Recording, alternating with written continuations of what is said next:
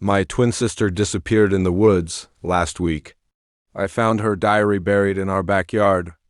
Julia, they say twins are connected, like some invisible thread binds us even when we're apart, but nothing prepared me for what I found last week, buried beneath the old willow, wrapped in plastic, soaked through, was something I hadn't seen since the day she vanished. A diary with her name, my twin, June. 6 years ago, she disappeared. We were just 13 then. Two halves of the same coin, matching dimples, matching shoes, even matching nightmares some nights. She was louder, braver, wilder, the kind who dared cliffs, and carved initials into bark. I followed her everywhere until that day in the woods.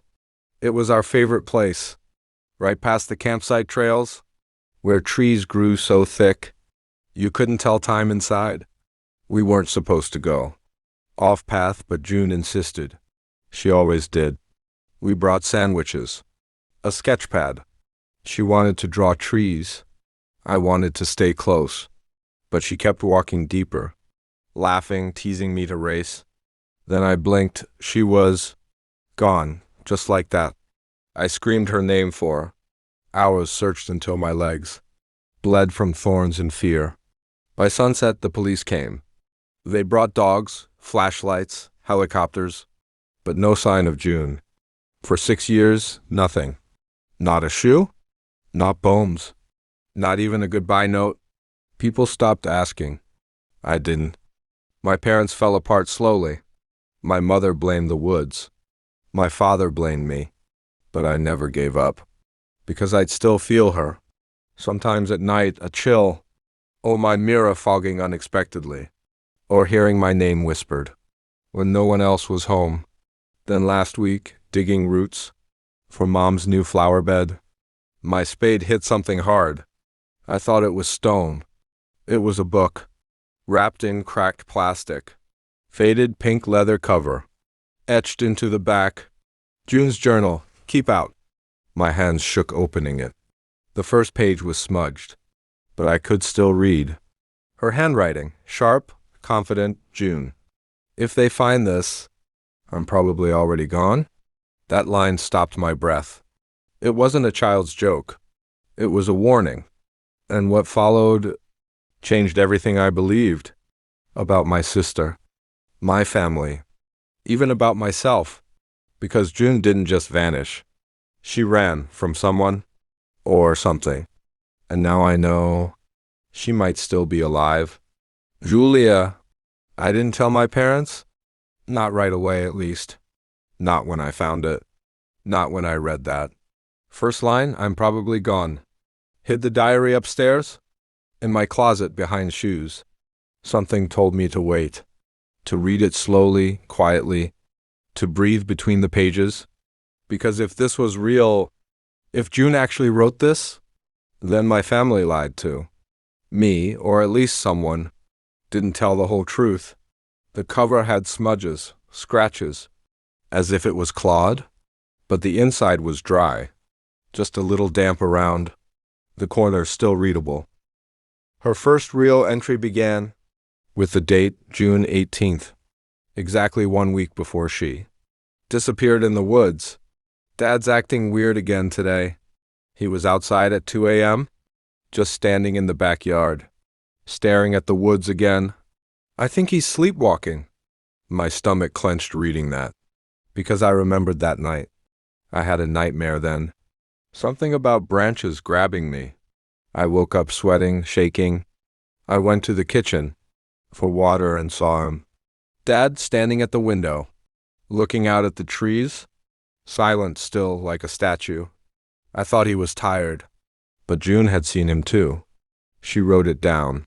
That meant it wasn't just me. Her next entries were scattered, mostly about school and summer. Some doodles in the margins, a sun, a cracked heart, and a tree with roots, twisting like hands underground. But then, 4 pages before the end, the writing changed completely. Julia's acting strange lately. She keeps watching me sleep, Sometimes she mumbles at night. I swear she said don't. Just that, over and over. Don't, don't. I paused, blinked hard. Was she talking about me? Was I the strange one? I don't remember doing that. But June wouldn't lie. Not in her diary. Mom won't stop crying quietly. She thinks I don't hear, but I do, every night. She locks the basement door now. She says it's for safety. I think she's hiding something. Basement door. I'd forgotten that detail. 6 years ago, after June disappeared, Dad sealed it shut. Said the flood ruined it. We never used it again. It's still locked even now. The last diary page wasn't. Even written like a journal. It felt like a letter. Like a message meant for whoever might find it someday. If Julia finds this, please forgive me for leaving. I didn't know what else to do. I was scared. Not of the woods, but of what I remembered. Something is wrong with our family. Something has always been wrong. I just finally saw it. I stopped reading. Heart in my throat. Hands trembling. The backyard felt colder suddenly. Like it knew I knew. That night, I couldn't sleep. I lay awake until 3 a.m. Moonlight cutting through the blinds. Staring at the ceiling, thinking, what had she remembered? What did I forget? What was buried in that house besides her diary? The next morning, I asked Mom a simple question at breakfast. What happened to the basement? Her spoon clinked in silence. She didn't look at me. I told you water damage. Her voice was too flat, too fast like a script. Can I see it? I asked again gently. No, she said. It's unsafe. And just like that silence, Dad didn't even look up. He just kept stirring coffee, staring out the window, again, at the woods, like before. Later that afternoon, I found the old spare key drawer. Most were labeled garage shed. One had no tag at all. I held it up, guessed. Maybe the basement. Maybe not. But I waited until night. Waited for them to sleep. That's when I went down. To the door beneath the stairs. The one they said was broken. It wasn't. The lock clicked. The key fit perfectly. The air hit me hard. Musty cold like old earth. I stepped inside, heart pounding. The light flickered on. Dust swirled like ghosts. Shelves, boxes, old furniture. And in the far corner, a coat. A child's coat. Pink. Torn on one sleeve. Muddy and stiff with age. It was hers. June's coat. The one she wore that day. Why was it here? Why didn't they tell me? Why hide it all this time? Something was deeply wrong. June didn't just run. She knew something. And now, so did I. Julia narrating. I barely slept that night. My brain wouldn't slow down. My heart kept whispering more. More questions. More memories. More lies. Uncle Tom? That name was poison. He was always away somewhere. No one ever explained why. But now I knew. He was a secret guest, hidden under our home, literally, like a ghost we fed. The diary made sense now. The fear, the guilt. Scratches on our basement door. June wasn't scared of shadows. She was scared of someone real. The next morning, I searched. I dug into everything I could find on Uncle Tom. Old newspapers, arrest records, forums. Turns out he'd been arrested for inappropriate conduct in 2014, released early on family appeal. He disappeared after 2019, no trace. I printed every article, note, highlighted every name and face. My walls turned into maps. Pins, threads, dates, circles. One photo showed him smiling, arms around my mother's shoulders. She looked nervous, not happy. Then I noticed something chilling behind them in the photo. A tree, the same willow. That photo was dated June 22nd, 2019, the day before she vanished. Why was he in our yard? Why was no one talking? I took the photo to my parents again that night. They were watching TV quietly. Too quietly, like pretending peace. Did he touch her? I asked. Blunt, raw, no more patience. My mom broke down instantly, sobbing into her sleeves, shaking. Dad answered instead. We don't know what happened. She never told us directly, but she became distant, cold. She didn't want to talk. He looked me in the eyes for the first time. She told me one thing. One night, right before it happened. She said, if he stays, one of us will disappear. My breath caught again. One of us. Not both. Not all. Just one. Was June choosing? Did she run so I'd stay? I left the house immediately. Didn't care about the rain. Didn't care that it was past midnight. I had to go back to the woods, to the place it started.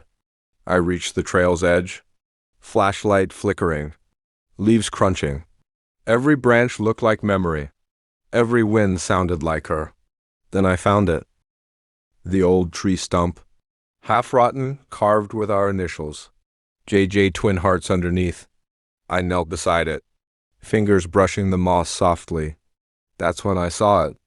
A rusted chain beneath dirt, buried deep, pulled by roots, and attached to it, a small metal locket. I pried it open. Inside was a photo. June and me, at 5, smiling with missing teeth, and folded behind it, a slip of old paper. I couldn't protect her. Not from them. Not even from him, but if anyone ever finds this, tell Julia. It wasn't.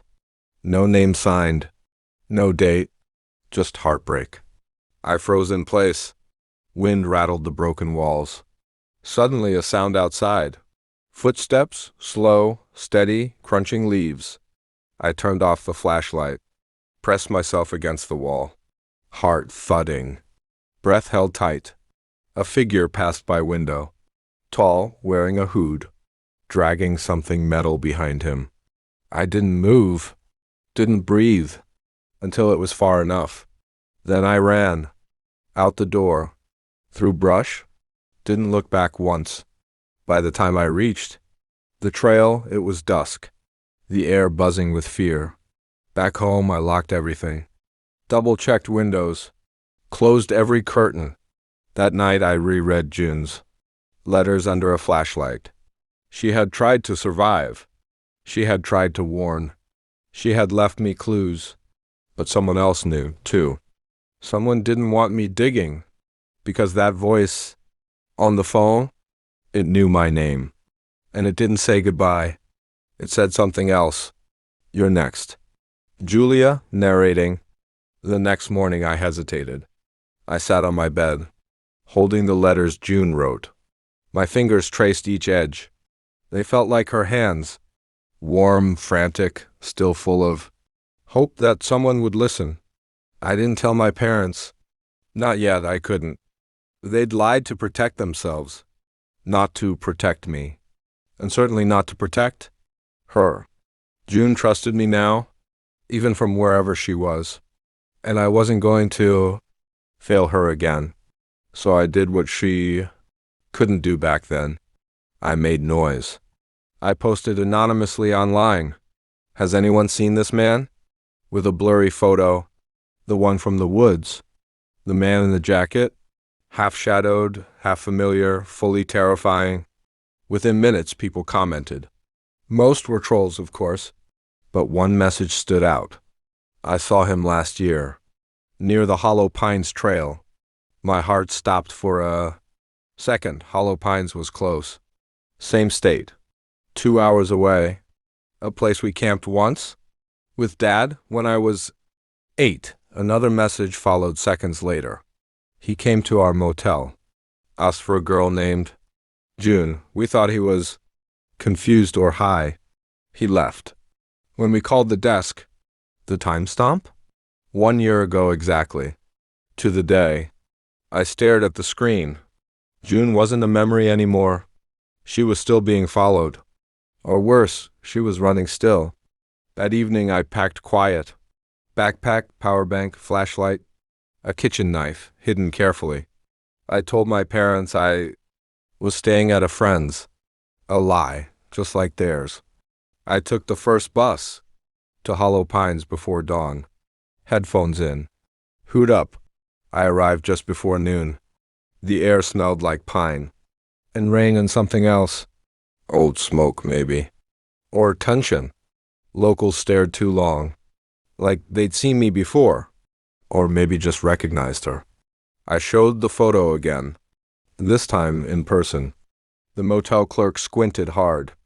Yeah, I seen him once. Kinda twitchy. Real quiet. He paid in cash. Room number? I asked. She hesitated. That was months ago. Records gone? Do you remember anything else? She leaned in slowly. He asked for a girl. Named June? I asked. She nodded once. He said she owed him. I swallowed hard. What did she owe? The clerk shrugged nervously. Didn't say, just looked angry. Scared too. At the end, I stepped outside, heart racing. Then I noticed something strange. Across the street, near trees, a wooden sign half broken. The Pines Wildlife Preserve. Area closed until further notice.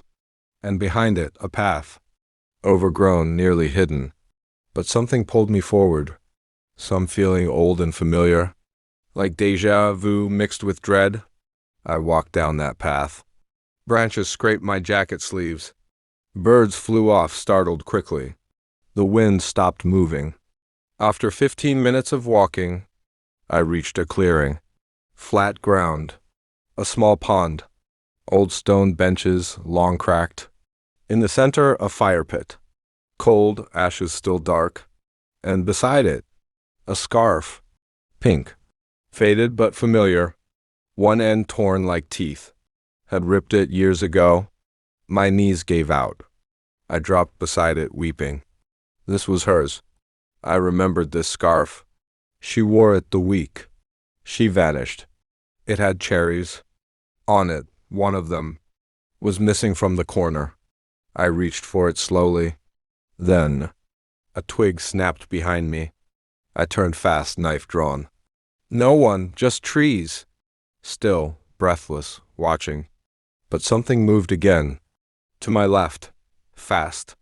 I backed up. Breathing hard. Voice shaking, I whispered. June, is that you? No answer. Only leaves shifting slightly. And a faint giggle. Like a child. Like us at age 10. When we used to play.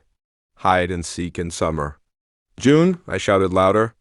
I'm not afraid. I'm here. Another giggle. But this time, closer, behind me, I turned again. And there carved into bark. JJ still here. Fresh, not from childhood. Fresh like days ago. I dropped to my knees. Touched the carving. Still sticky with sap. She had been here. Recently. She was alive. But someone else knew. Someone else followed. And they were nearby. The same static buzz. Returned in my pocket. Phone buzzing again. No ID? I answered. Same voice. Low, familiar. Twisted. She's not yours anymore. You're too late. I screamed into the trees. Where is she? But the line was dead. Again. Not even a goodbye. Just silence. And the weight of fear. Julia, narrating. I didn't go back immediately. I sat in that clearing. Just me, the scarf, silence.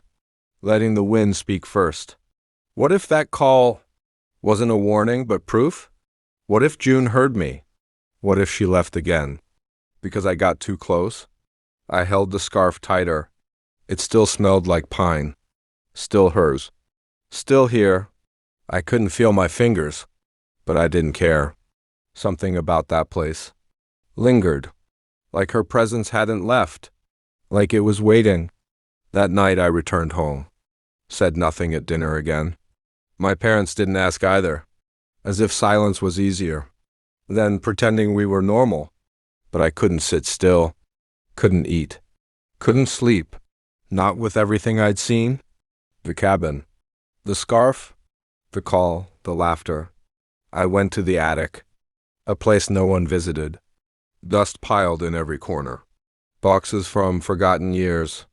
One read Summer 2019, June's room. It hadn't been touched since. Not even by Mom.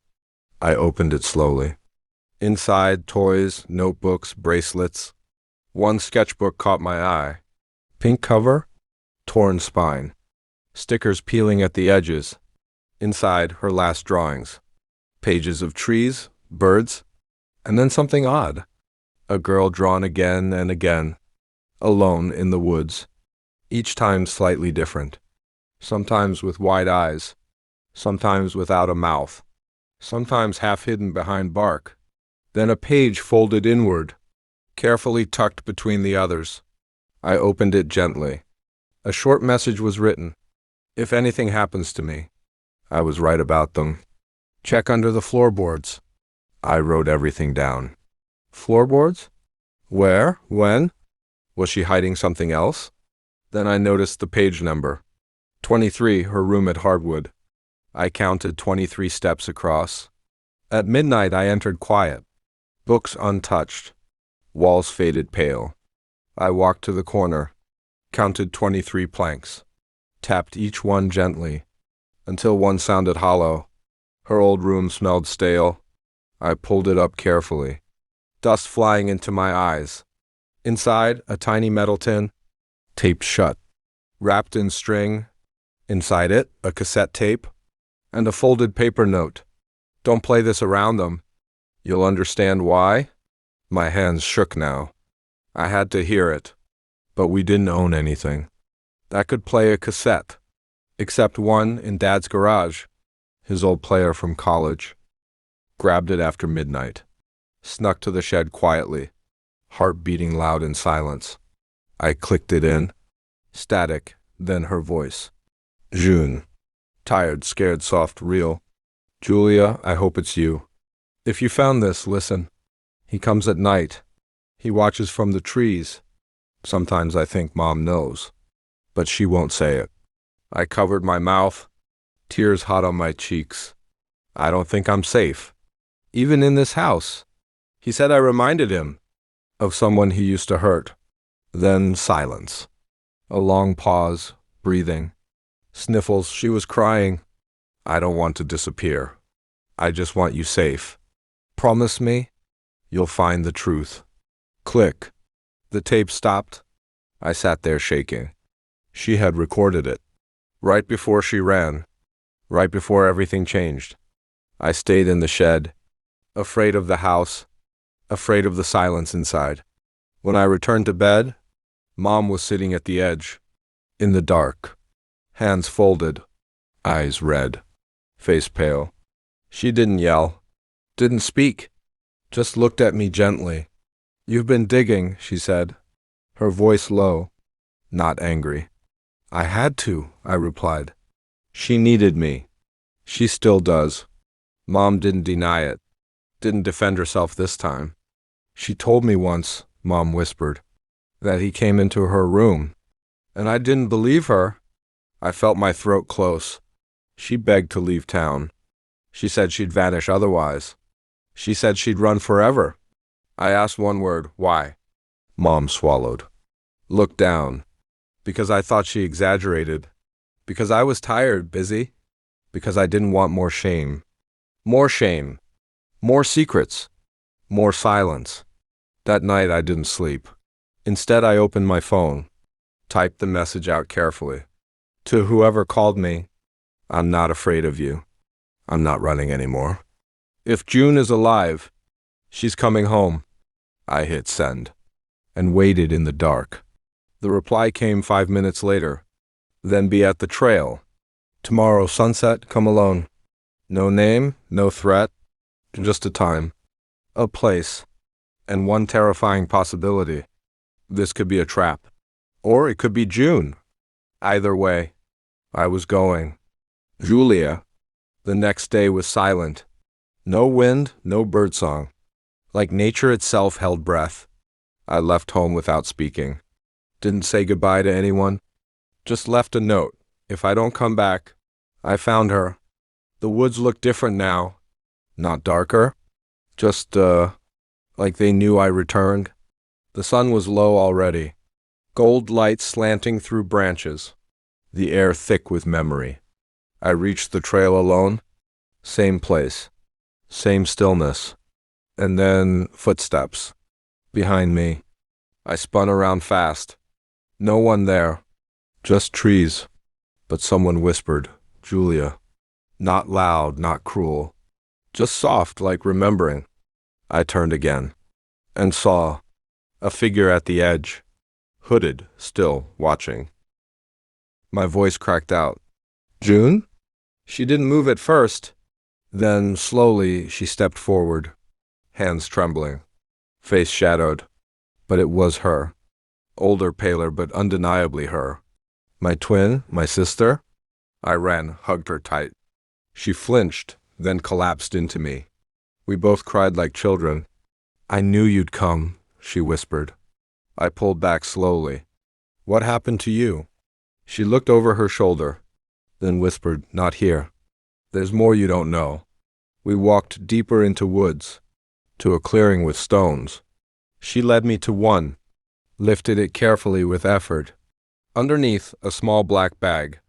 Inside it, photographs, a notebook, and something metallic, a locket. She handed it to me. I opened it. 2 photos, her and me, but not exactly. Not the same clothes, not the same smile. This girl was older, colder. "Who is she?" I asked. June exhaled like she broke. "She's not you," she said. "She's who they replaced you with." I froze. "What are you talking about?" June looked up slowly. "They told me you died. The night I ran. They said you fell? Broke your neck near the creek." My heartbeat stopped. "What?" I screamed. I begged them. But Dad said it was an accident and that we had to forget. Whispered. "No," she said. "You didn't, but they made another you." I stepped back, stunned. "You're not making sense?" She opened the notebook. Inside were copies of emails, messages between my parents, and someone named Dr. Harlow. Subject line: Julia Fay's memory sync. Progress. I flipped through shaking fingers. They spoke about me like a project, like I wasn't real. One entry read: progressing well. Synthetic Julia accepts. Memories. Implanted twin bond successful. Dreams. Now aligned? I dropped the book. Tears flooded my eyes. But I didn't die. I'm not real. I choked. June grabbed my hand tightly. "You are. You feel real. I don't care what they did. But you are my sister."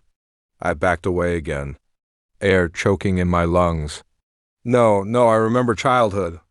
Camping. The swing. Pancake day. "They gave you those," she said. "They gave you everything I had."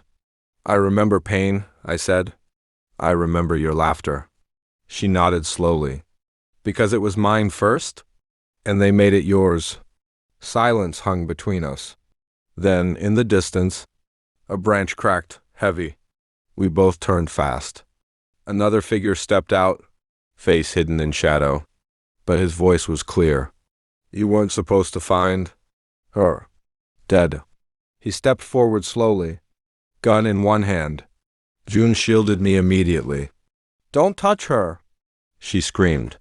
"I tried," Dad said. "I tried to save something. You both left me no choice."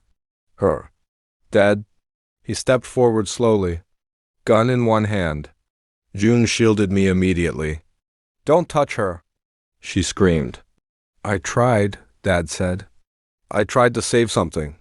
You both left me no choice." Stepped forward, tears hot. "What did you do to?"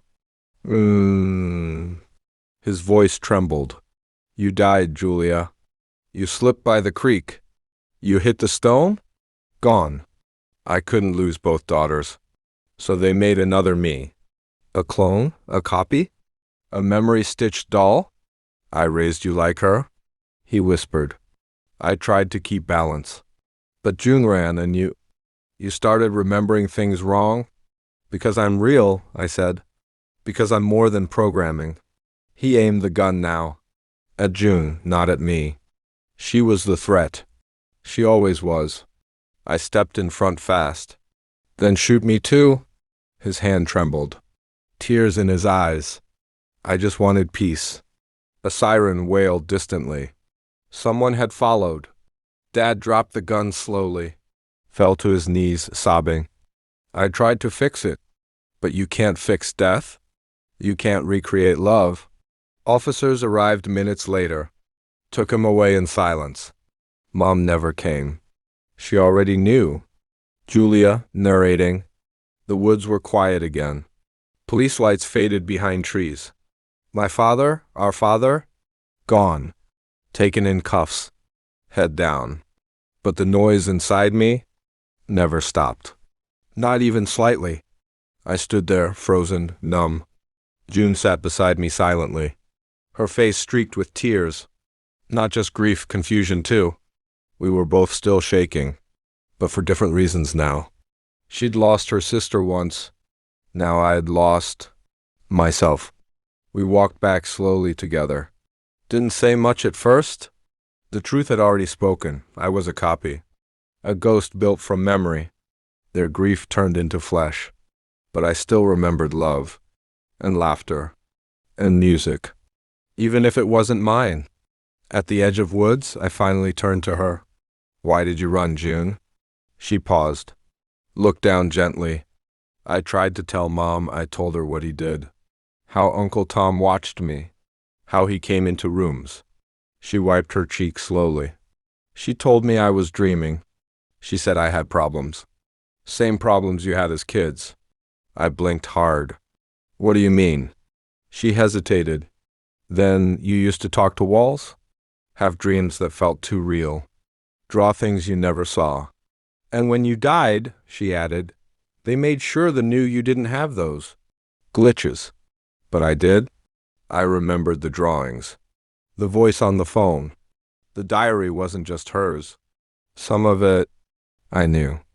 I felt it before finding. Maybe I'm not just a copy, I whispered. She looked at me carefully. I think you're both, she said. Part of me. Part of her. But all of it, you? We reached the back gate. The yard was empty, cold. Lights still off in house. Mom hadn't come to police.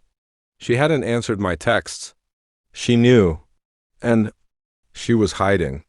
I entered first, quietly, June behind me. Still trembling. The living room was untouched, almost like no one lived here. But on the table, a single envelope. My name, handwritten in Mom's cursive. I opened it with dread. Julia, I'm sorry. I failed. I failed you. I failed June. I agreed to it all. I was weak. I couldn't lose you both. When you fell, I broke. When June ran, I shattered. And when Dr. Harlow said we could bring you back, I said yes. They're coming for me next. Don't look for me. Forgive me if you can. I sat down slowly. June took the note too. Read it once, then again. We sat in silence. 2 sisters. One born, one built, both abandoned. That night I didn't sleep. Neither did June. We stayed up sharing everything. All the stories. All the moments. Some I remembered.